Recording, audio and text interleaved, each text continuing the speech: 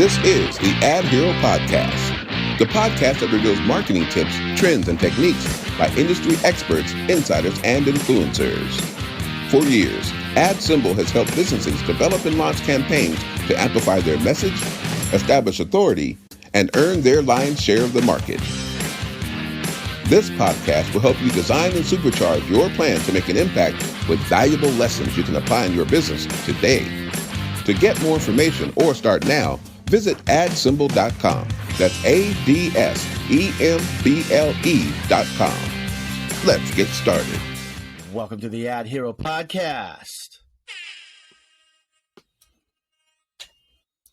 My name is Geno Giovanni. And I'm Matthew Olivieri. And we're your personal AdHeroes. Hey, good morning, everybody. Good morning. We are, as you guys, if you're tuning into the video version of this episode, you'll notice that Geno and myself are rocking some special gear today. That's right. We're repping our beloved Golden State Warriors. The Dubs, they just won the NBA championship. Yeah, go Dubs! Yeah. Geno, I just got to say, man, growing up in the Bay Area, for people that don't know, I just want to give this quick anecdote about the Golden State Warriors basketball team. NBA team, they've been around for a long time. And for many, many, many years, they were the laughing stock of the NBA. They could not string together 3 wins for the life of them. In fact, as a kid, I remember them advertising. It's a marketing advertising show. I remember the Warriors advertising locally to come out and see the other team play. So like their ads were like, hey, come see Kobe Bryant play the Warriors. Come see Michael Jordan play the Warriors, right? It was always like this kind of messaging, right? Come see Shaq. That's how bad the Warriors were. Of course, if you're a sports fan, you may remember the Latrell Sprewell choking incident where he choked then head coach Don Nelson. That was no. He didn't choke Don Nelson.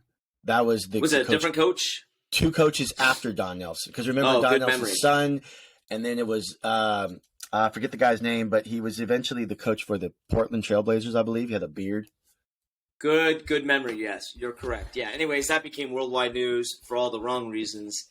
So as a kid, I just never expected that I would actually ever see the Warriors win a championship in my life, let alone now I've got to see them win 4, baby. I'm pumped up, and I want this roller coaster to keep going. So you know what? Hey, it's never too early to say, let's get 5. Yeah, I mean, I remember the days of Chris Webber. He came onto the Warriors, and he had a great rookie season.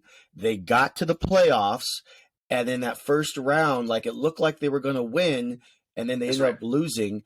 And the next season, Chris Webber caused all this drama, and he ended up leaving the Warriors. And as soon as he left the Warriors were downhill for like years, maybe even a decade. Yeah, they got really bad after that.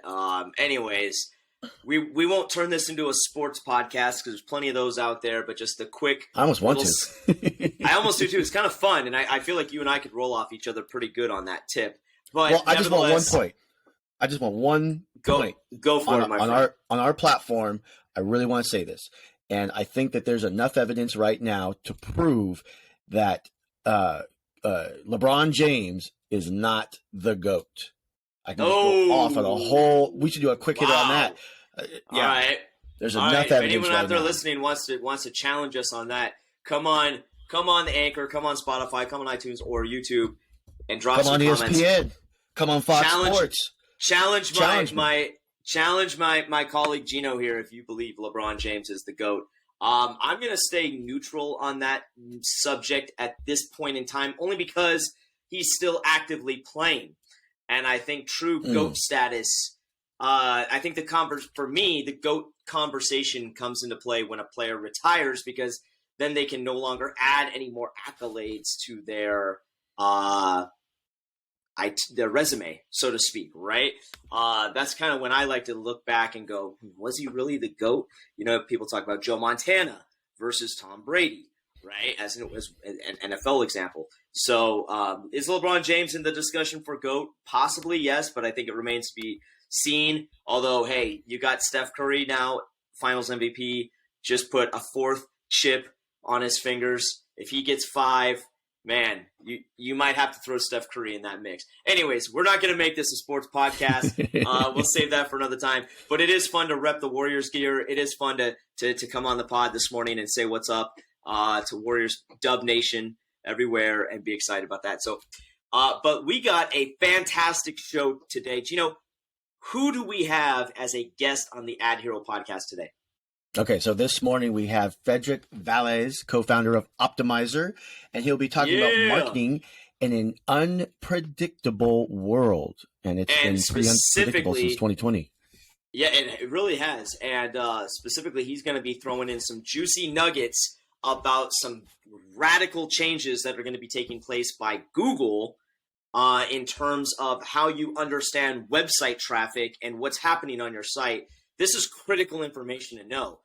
Geno, you may be familiar with this, but have you been going on websites lately where they keep doing this pop-up saying you have to accept the cookies for them to track you? Yeah, that's been happening a lot. I thought it was just my browser.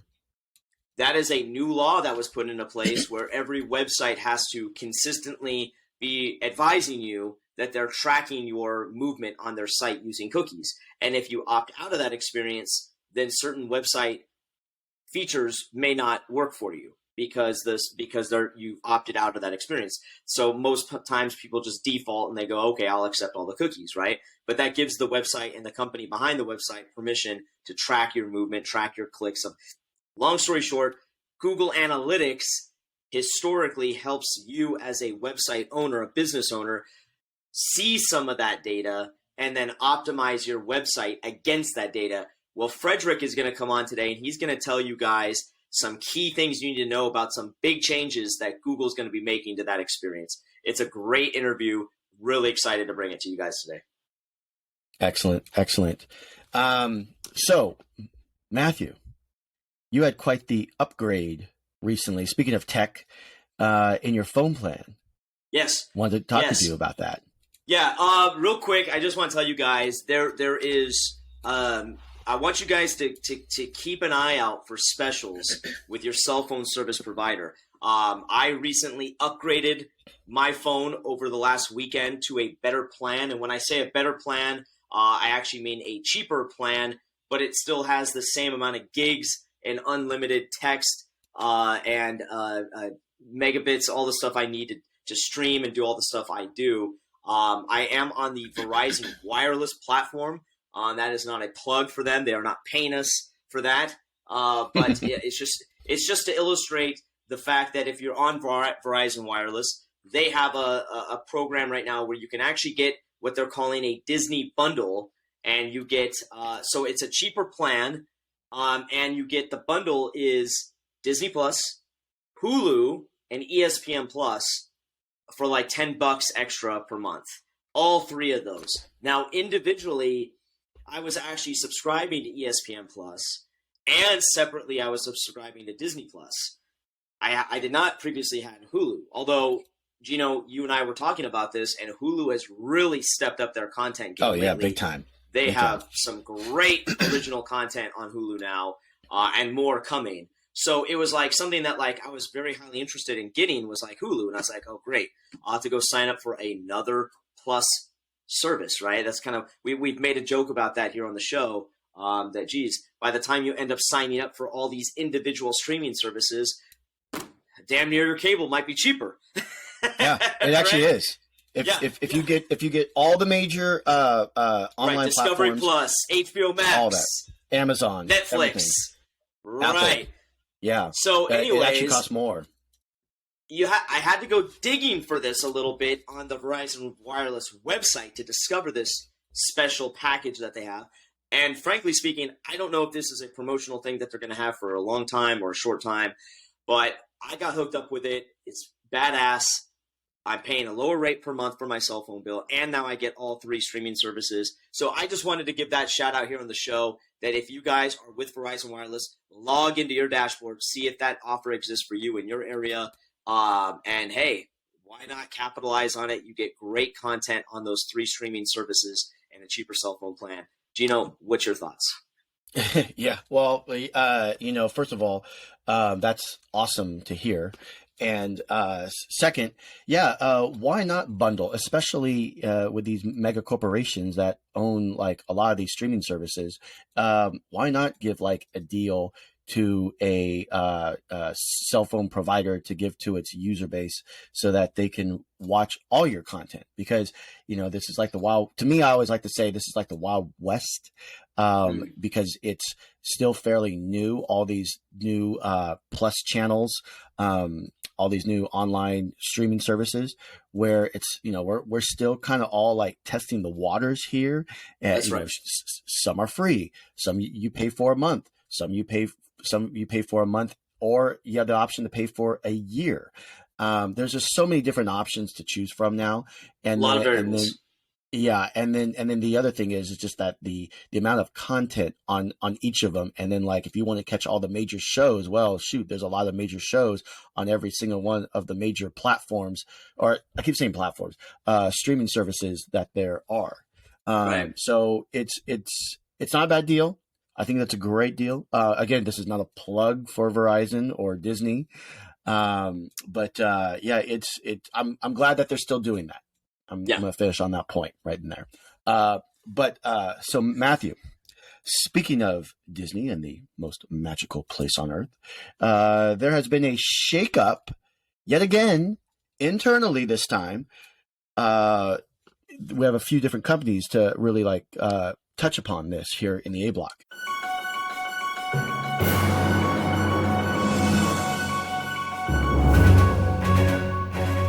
We have Disney that had like a shakeup with a major executive fired by the CEO Bob Chapek, and Larry Ellison, former Oracle CEO, who was invested $1 billion into Tesla and became a board member, is just suddenly stepping down. Now, these stories are about like a week old now.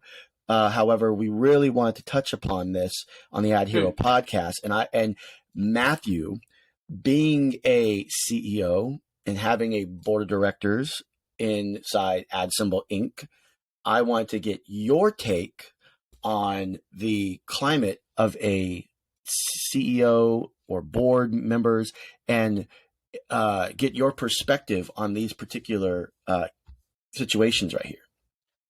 Yeah, well, to give some backdrop on the Bob Chapek story, this was, I believe it was the head of, was it 21st Century Fox, that was unexpectedly fired. Was that correct, Geno? That's right. As according to Variety, actually, I should have brought this up right in here. The soft-spoken British executive who was ousted on a couple of Wednesdays ago from the TV job at Disney, says here in Variety, in the 2000s, he leveraged those ties to boost the performance of Fox Searchlight Pictures with hits such as Moulin Rouge, Slumdog Millionaire, and most often not, Rice lets the directors and producers and actors take the bows.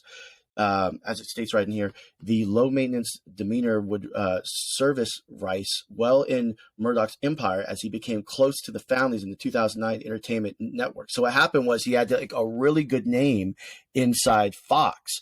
And then a year and a half to 2 years after Disney acquired Fox in that major deal here, there was a shakeup because Disney's just been having a lot of internal problems lately. We can probably get into that later. But what happened was that this man right in here, Rice, was a threat to the CEO of Disney. And then what happened was that because he had such a good name, Bob Chapek felt that he was a threat to him and fired him. And then what happened was that the board of directors backed Bob Chapek for that particular fire.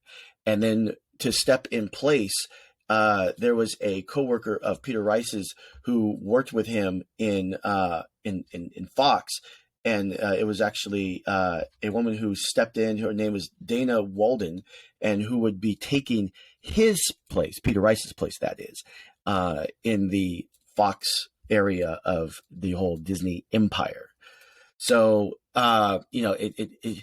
what it basically looks like on paper is that this guy was a threat to the CEO because Disney has been just having a lot of internal problems in the last couple of months.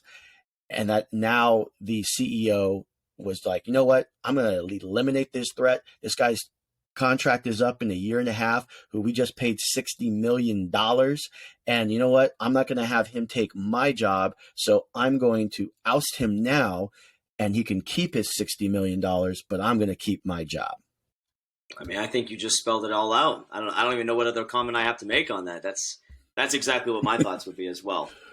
Whether or not that's justified, whether or not that's in the best interest of the entire Disney universe, and all the shareholders. It sounds like a very egotistical, narcissistic move by Bob Chapek. But again, I'm not in the mind of him. I don't know if behind closed doors, maybe there was a strife there between himself and Peter Rice that has not yet come out. But on paper, it looks to be exactly what you just said. Somebody who Peter Rice had the backing and the favor of so many people and would probably potentially be a fantastic CEO for Disney. And Bob Chapek maybe seeing that on the horizon and trying to get in front of it and saying, no, I'm going to keep my post. You're out.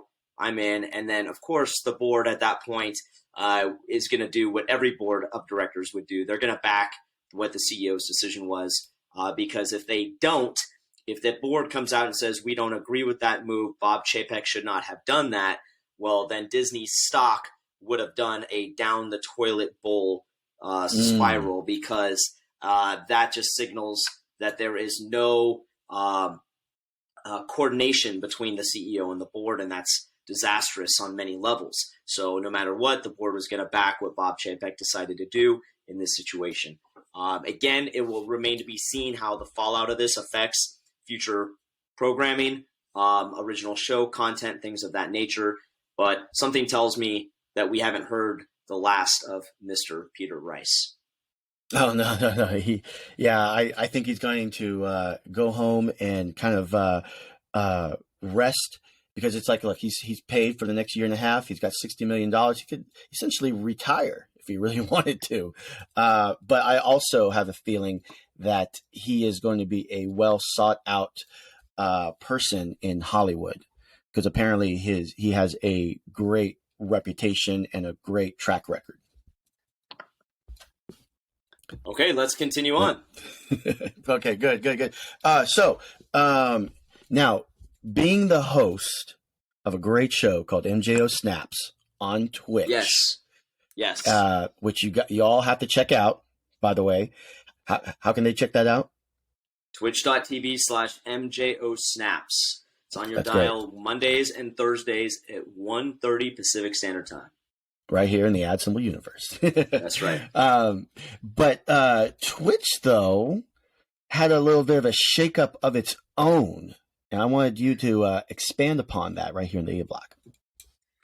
Yeah, basically what's going on with, for those of you who are brand new to what all of this is, it is a live streaming platform. It is where anybody can flip on their camera and do something creative, whether that is strumming a guitar, doing a cooking show, talking sports or politics or stocks, or it's most famously known for people flipping on their camera and streaming themselves playing video games. So the service is called Twitch.tv. It's fascinating to me on many levels because the interactive component. While you are live streaming, viewers can be chatting to you and talking to you, in massive amounts of people can be doing this. So there are some streams on the platform where they'll have 20 or 30,000 viewers at a single time, all enjoying the broadcast, all talking about the broadcast and interacting with the live streamer. It just takes the element of entertainment, live entertainment, to another stratosphere that I've never seen or experienced before, which is why I opted to create my own show on Twitch so that I could experiment with this process and understand it better. So, being an entrepreneur, founder of AdSemble, of course, the company that sponsors the AdHero podcast, my mind is always working on trying to understand things and wanting to participate in them to kind of figure them out, right? I'm a very inquisitive type of person. So doing this process, jumping into creating my own live streaming show on the platform of Twitch to kind of experiment what's happening with it and have that understanding. One thing you find out very quickly is you do not make a lot of money off of all the hours of time that you put into the broadcast. And this was the big news that has just come out. Twitch is now going to be rolling out a way that creators can be earning more money from the time that they're putting into broadcasting themselves on the platform.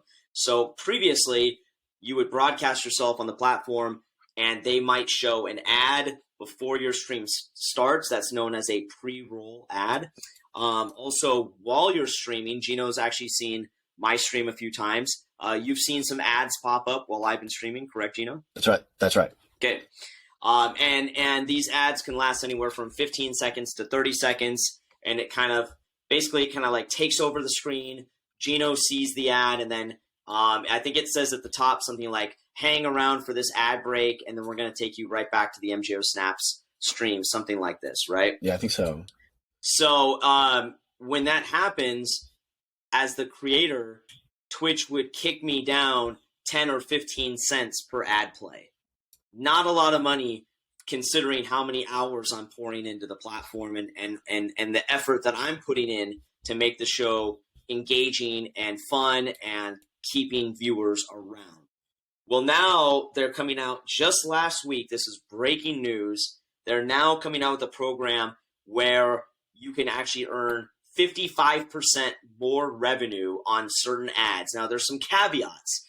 The caveats are you have to be a creator that has a certain size audience. So this is not just going to be instantly available for all people on Twitch. You have to have a certain size audience, and then you'll be qualified to start earning more money for the ads that they show while you're streaming.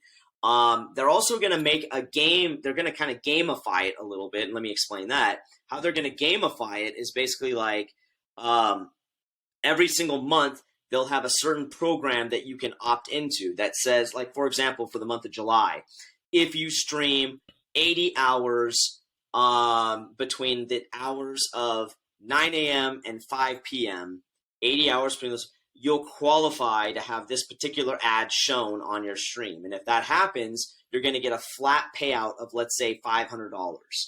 So that's an example of something that they've never done before, where they've given you like a guaranteed flat payment. Because the big thing with Twitch is it's very hard to gauge how much money am I going to earn each month. If I stream 40 hours, am I going to earn $200 if I stream, or $2,000 if I stream 80 hours? Will I earn $3,000? Like, it's very all over the place. So what they're trying to do with this new program is help you be a little bit more predictable on your earnings. But again, the caveat being it's only going to be for certain people that have a certain audience size. So I think it remains to be seen how this program really adapts and how these creators that get access to it, if they really think it's worth the time, the money. Having heard that, Geno, what is your thoughts? It kind of reminds me of when YouTube was doing something similar and then eventually did with its creator space. It just sounds like too good of a deal. Yep. Like 55%. I think that's supposedly, yeah. But again, you don't know what that base number is. And I think that's the big, Twitch is very hush-hush about how much, because they're owned by Amazon. So Amazon does not have to break out how much money Twitch is making, right? Like when Amazon is a publicly traded company, when Amazon reports its earnings, they can just report the top line level. Everything that Amazon does is $1 trillion, let's say. They don't have to break it out and say, just the Twitch piece is this, right? And so nobody really knows how much money Twitch is making off all these ads. it can only be assumed that they're making a lot. And now they're kind of feeling the pressure where some of these creators are like, hey, I'm putting in all the sweat, blood, effort to bring a really good show to Twitch to get a lot of audience members to watch it. You better start paying me more money per advertisement. And that's an interesting dynamic that's taking place right now. So they have other streams of revenue coming in to take its place, so they can basically sacrifice that percentage of commission to the content creator. I mean, hey, look, what is it? Amazon's a $3 trillion company or some craziness like that. Right. So they can afford it. I'm sure in other ways too, they're getting something on the back end of it. Right. Amazon is designed to not fail. They just have to pay their employees, or in this case, their creators, well enough to actually stick on the platform. Because hey, like we did in a previous episode, there's other platforms for these gamers to go on to actually showcase a game. I mean, heck, I go onto Facebook every once in a while and I see these gamers, and it's insane. And it's like, wow, really? They got it all on Facebook as well. And then gaming, what's the other one? What's the other competition? YouTube gaming. YouTube gaming. That's right. Yep. Yeah. So it'll be interesting to see what happens. But some good stuff happening here in the A block. But what do you think? Should we wrap it up and hit the head into the interview? What do you say? Yeah, I think we should. That's going to do it here for the A block. Coming up next, how is your business's marketing going to survive in this crazy world? Well, Frederick Vallaeys, co-founder of Optmyzr, says he has the answer. And we'll be right back after this message.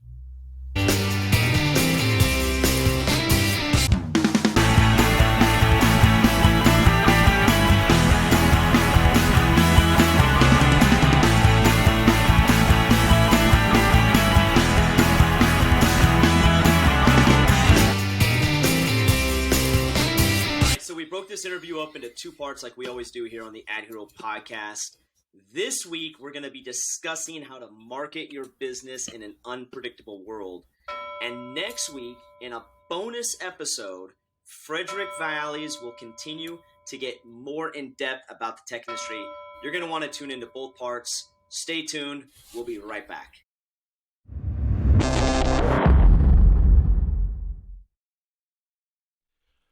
One of Google's first 500 employees, he helped pioneer PPC's marketing as the company's first AdWords Evangelist.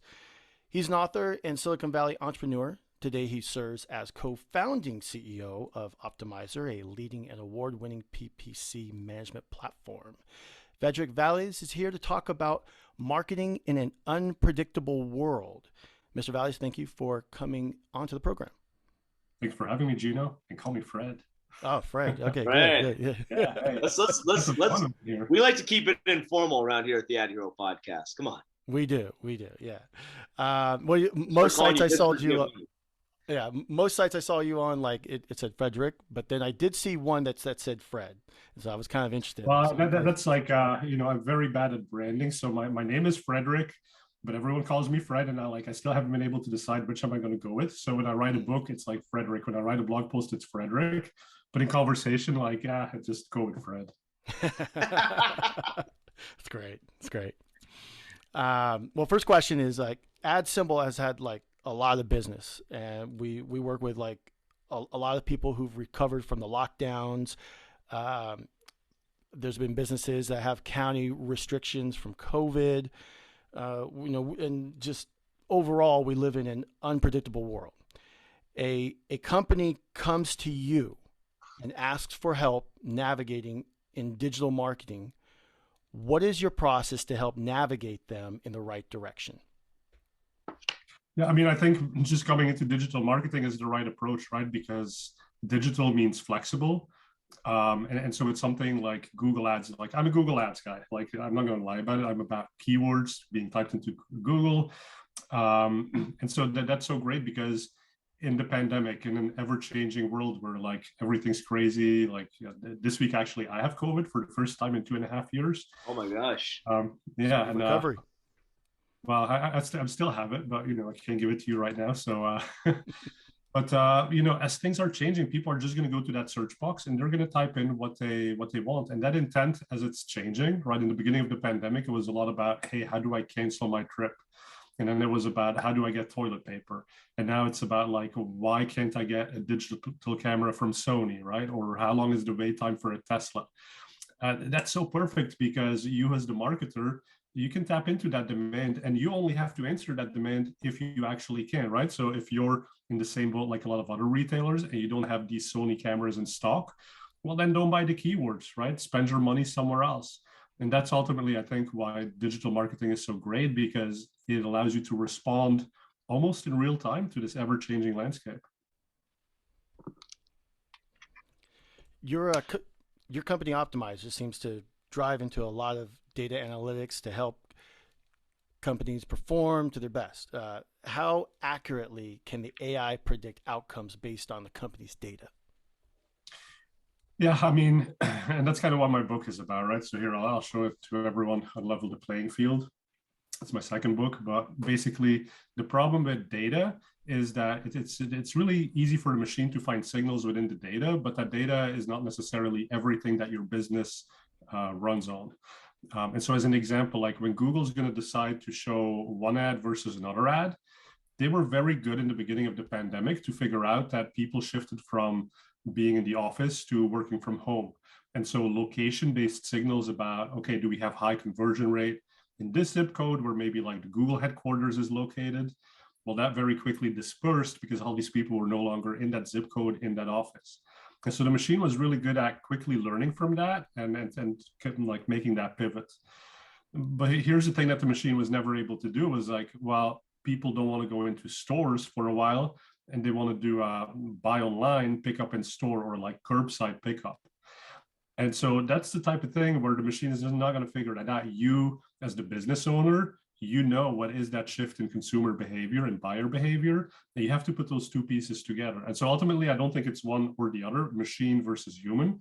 That's best. It's that combination of both, right? Let the machine do what it does best, which is big data analysis, but you try to bring in the components of data that Google may not have access to. And you layer that on top of everything, and now you get better results than your competitors. Frederick, how much data will your clients need in order to help with their digital marketing? So the beauty is they actually don't need very much at all. And here's the crazy thing. If you come in as a brand new advertiser on Google Ads, you literally need 0 conversions for it to know how you're going to convert. Right. And the point is, there's so many advertisers on Google. Google sees so much data and they can figure out, oh, well, this new advertiser that we don't know anything about, they're in the same vertical. They have the same sort of keywords they want to go after. Like, let's compare that to other advertisers in that same industry. And maybe let's layer in like location wise, is it different in the San Francisco Bay Area versus the New York area? And so from the go, Google is able to make predictions. And now the beauty is, as you of your own get more data, then of course the machine starts to sway a little bit more in the direction of let's make decisions based on Fred's company, as opposed to like the generalities of the industry that Fred is in. But that's kind of the beauty. You don't need that much data to get started. And then really any point from say 30, 50 conversions per month, Google's able to do a pretty good job with just your data.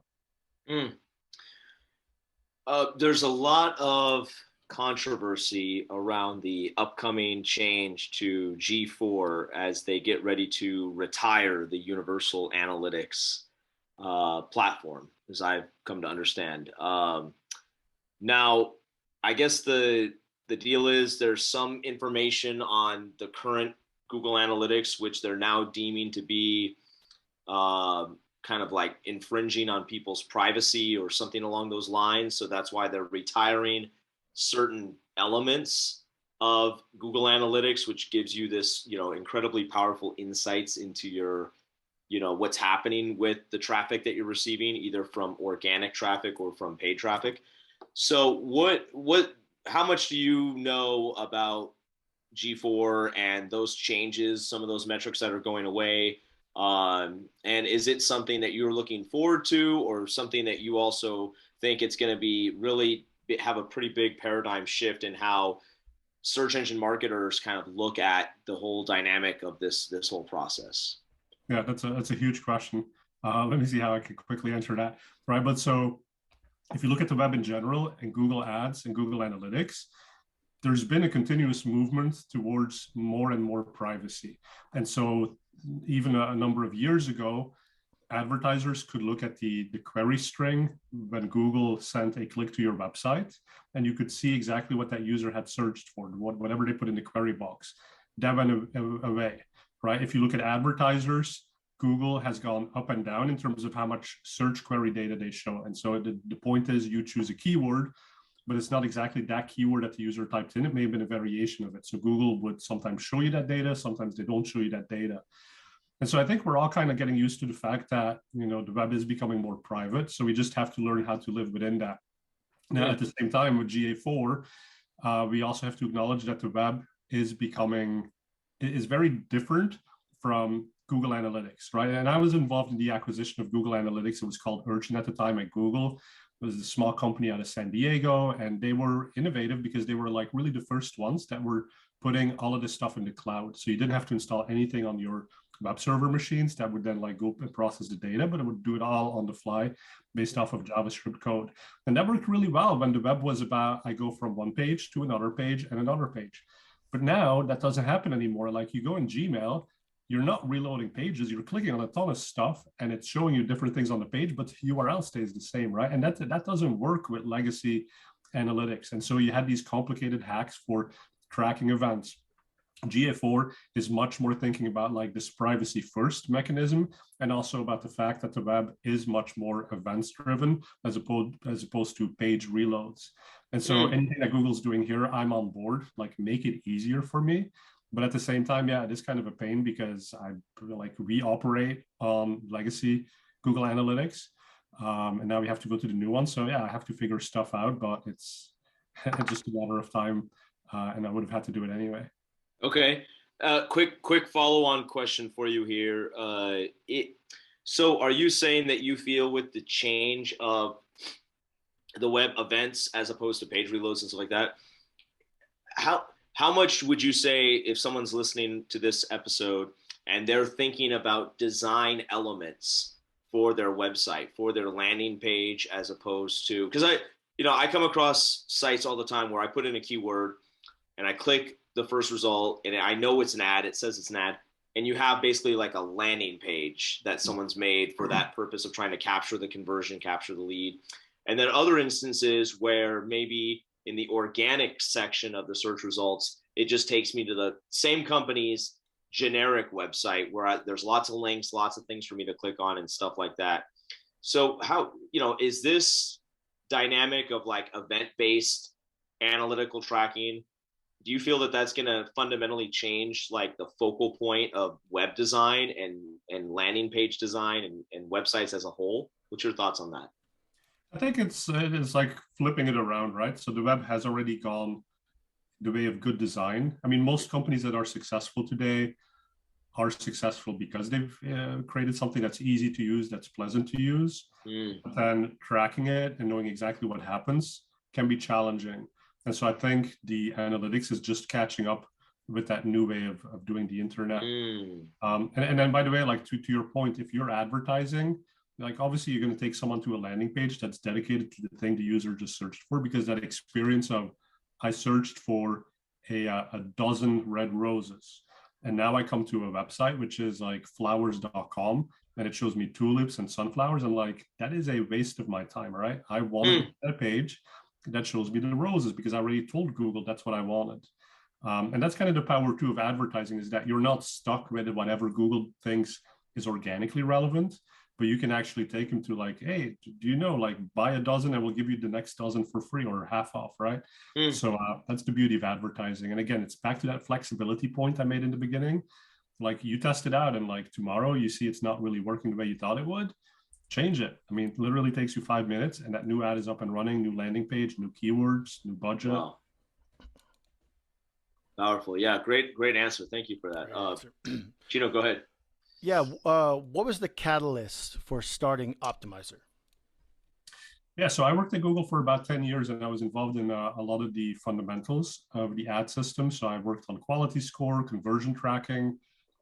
Actually, conversion tracking didn't exist when I joined Google. So and that's kind of like surprising to a lot of people that at one point we did advertise online fairly blindly. We didn't know what keywords were converting. Right, so ads editor, AdWords editor, that's one of the things that I was on the founding team of. And then I leave Google and I'm like, oh my God, it's actually really tedious to manage a lot of the elements of online advertising that I thought we'd done a pretty good job at while I was working at Google. And so I said, well, I know there's a couple of gaps, especially for those expert advertisers. Let me go and see how I can fix those. And I started writing scripts, and I started working with my co-founders, building API technologies. And so we just were like, managing ads successfully, PPC ads successfully takes a ton of time. We can save you time. I was just talking to someone recently who's like started using Optmyzr, and she said she got her life back, right? She can actually see her kids again. That's a cool testimonial. You ought to put that on the homepage. Actually, that would look really good on a billboard. Yeah. Optmyzr. I got my life back. Thank you, Optmyzr. Going back to your days at Alphabet, how'd you come up with the concept of pay-per-click? Well, so I wasn't there when pay-per-click was invented. And in fact, it was invented before Alphabet, right? So it was invented by GoTo and Bill Gross, Overture later on, and then Yahoo. In fact, Google got sued. And this was funny because Google got sued for having taken that technology and commercialized it much more successfully. And so they were like, well, we want one quarter's worth of revenue. And at the time, I think that was like a paltry $1 million or something. And then it just took off, right? And we all know these days, Google makes what, $60 billion of revenue in a quarter, most of it driven by online advertising. And so these guys from Overture, they got $1 million for that technology. So, wow. But that's a great story. That reminds me of the third co-founder of Apple, right? He cashed out his stock like in 1970 or something like that. I forget what his name is. That's right. Yeah, no, most people don't. But if you look it up, there was actually a third co-founder of Apple Computer, cashed out his stock like right before they took out. And they said today he got like $8,000 for it back in 1970 or something like that.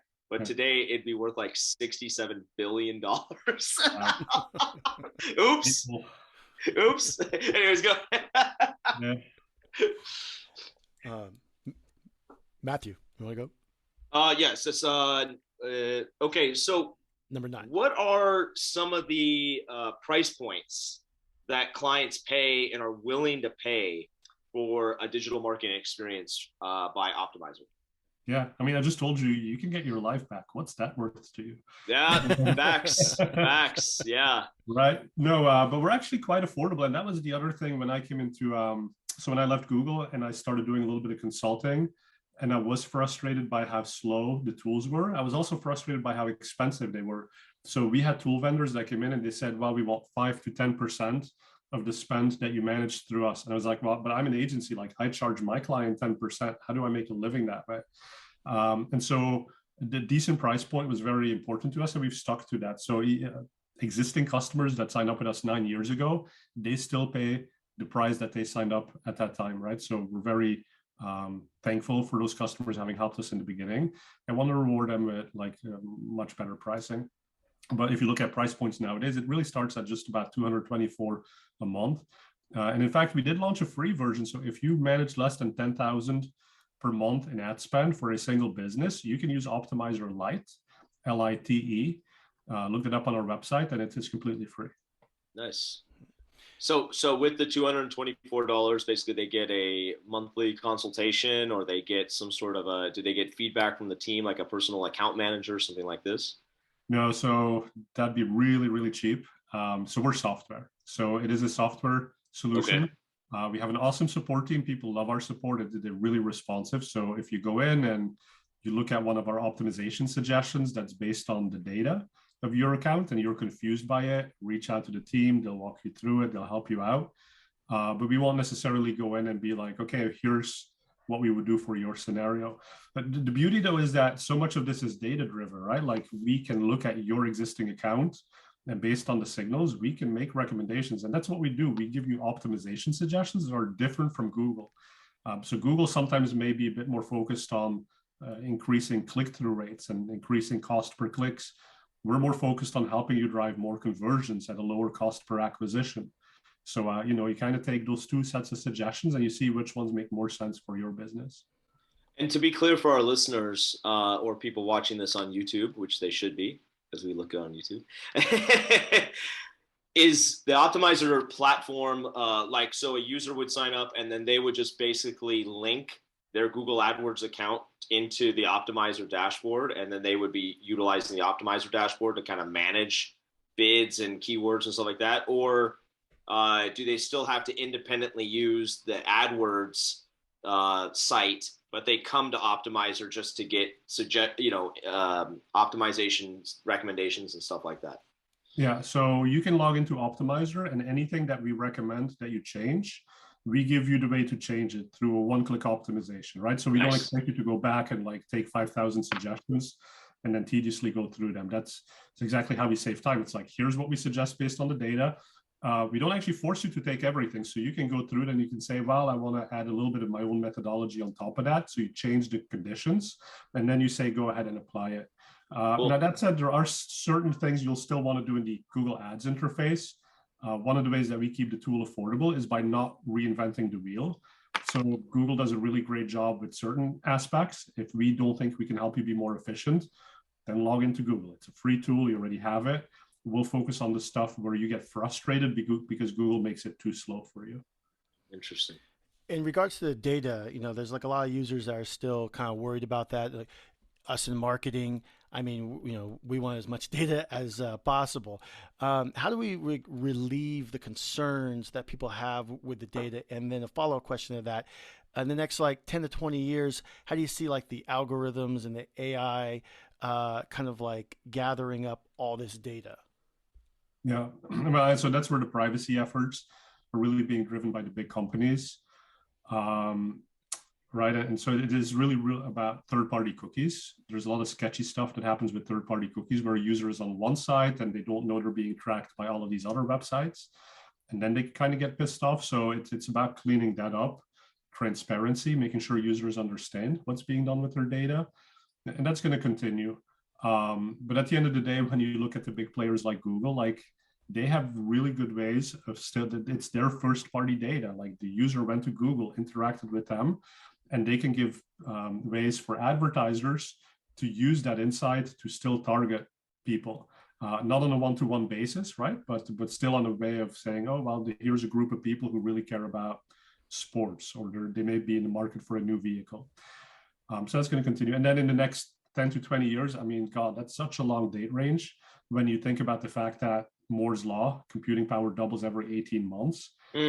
You think of where we are in now with artificial intelligence, the things it can do nowadays. I just looked at a new technology where you can basically type in a caption. So you can say a funny monkey wearing a hat, watching a movie, and it'll actually make a photo, not a drawing, a photo of that exact thing. And that's using all these neural networks. A year ago, nobody could imagine that. And so if you think that computing power doubles and the data that the world has doubles every 18 months, in 5 to 10 years, it's going to be mind-boggling what automation is going to do. Geno, I just want to ask one more quick question here before we wrap it up. Going back to your early days there at Google, when you were kind of seeing all of this kind of come together, you mentioned that they took the software from Urchin and commercialized it way better. So what were some of those elements? I think it'd be really educational and to understand from your perspective, because you were there seeing it all kind of manifest and unfold.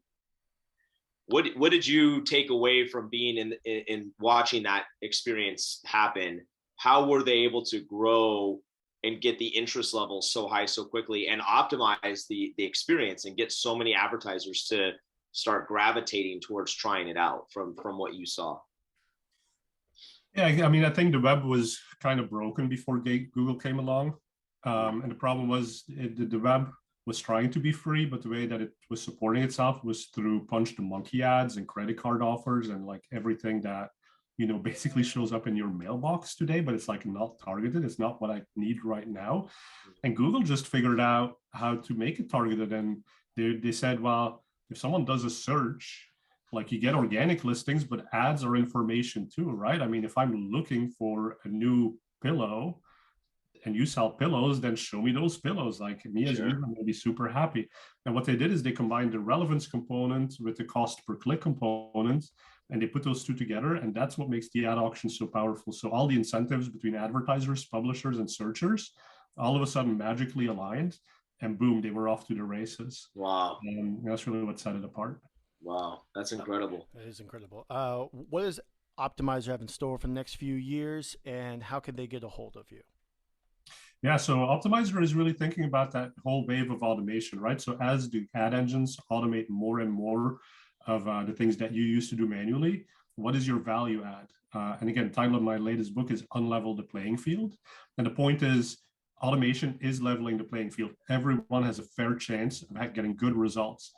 But you're listening, you don't want good or average results. You want amazing results. And so there are techniques that you can deploy to tip the playing field back in your favor. And so we're really thinking about automation layering, which is one technique that brings your insights to those really sophisticated machine learning AI systems from Google and tilts it back in your favor. Right? And so that's what we're working on for the next bunch of years here. Fantastic. And how can our listeners get a hold of you or reach out to the website and get started? Yeah, so you can find me on Twitter at Silicon Vallaeys, spelled like my last name, Vall. Nice. Yes. And Optmyzr, funny spelling, Optmyzr.com. But just Google it, right? We got most of the misspellings will pop up in there. And that's how to get a hold of us. Very cool. Very cool. Frederick Vallaeys, it was a pleasure to have you on the show, and we hope you come back soon. Likewise. It's great being here. Thank you so much, Frederick. We appreciate you.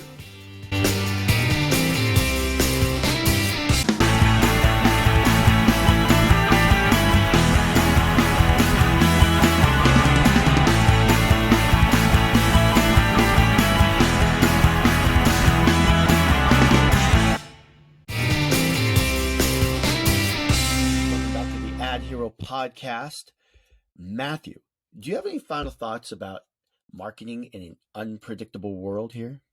Yeah, that was a really interesting interview with Frederick. Just the fact that so many things are going to be changing with regards to cookies and tracking and data about what you can gather from people on your website, how they're interacting with your website.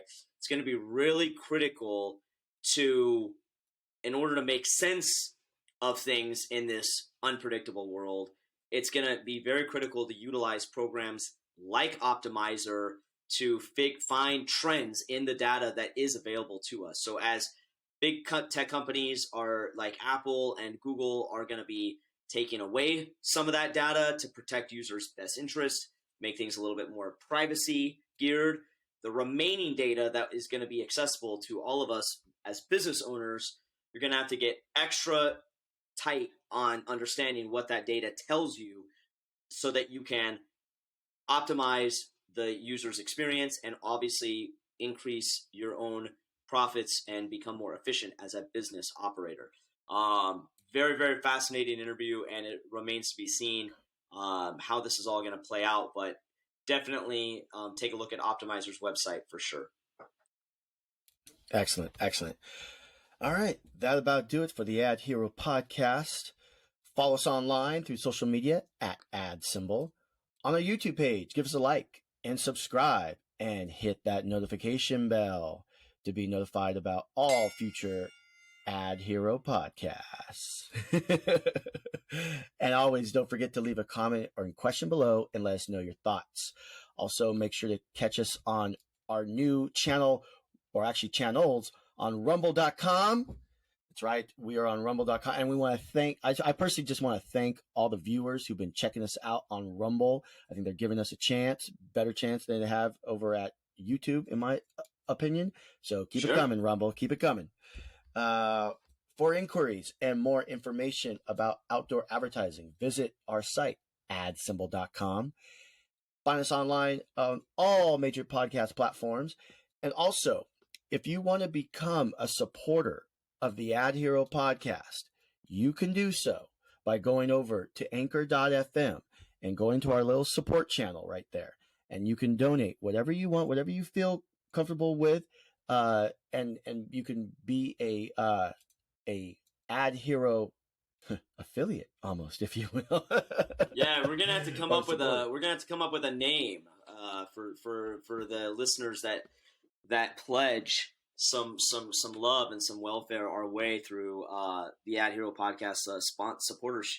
Maybe they'll get a supporter shield badge or something like that. We'll come up with some sort of superhero-esque type thing to kind of help show other people that you guys are supporting us. Because hey, listen, we love what we get to do on the podcast. The podcast is growing. We're seeing the numbers go up. We're very excited about that. But we do invest resources and our time into this. So if you want to show us some love and support us with a couple $1 donation a month, we would greatly appreciate that, and we would feel that love. So thank you in advance for that consideration. And you can also leave a voicemail if you have a particular question you have or you want to ask right here on the AdHero podcast. You go to anchor.fm/the-AdHero-podcast, and you can leave us a voicemail. We will play that voicemail, and we will answer that voicemail right here on the show. There it is. So that about does it for the AdHero podcast. My name is Geno Giovanni. And I'm Matthew Olivieri. Signing out. Go Dubs.